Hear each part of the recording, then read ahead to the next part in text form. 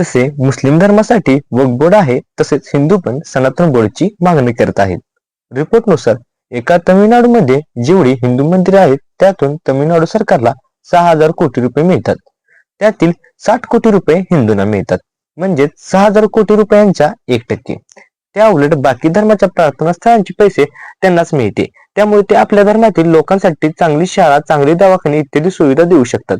त्यांना प्रत्येक गोष्टीसाठी सरकारवर अवलंबून राहावं लागत नाही. मग या सर्वावर उपाय काय? तर तो उपाय आहे सनातन बोर्ड. या सनातन बोर्डाच्या स्थापनेनंतर सर्व हिंदू मंदिरांना या बोर्डाच्या अंडर कंट्रोल केलं जाईल. देवकीनंदन ठाकूर या बोर्डच्या बाजूने बोलत आहेत. तरी काही लोक म्हणत आहेत की ते अध्यक्ष बनण्यासाठी त्या बाजूने बोलत आहेत. पण आपण पुढील व्हिडिओ बघून ते काय म्हणतात ते पाहूया. मेरे मन में कोई पद की इच्छा नहीं थी.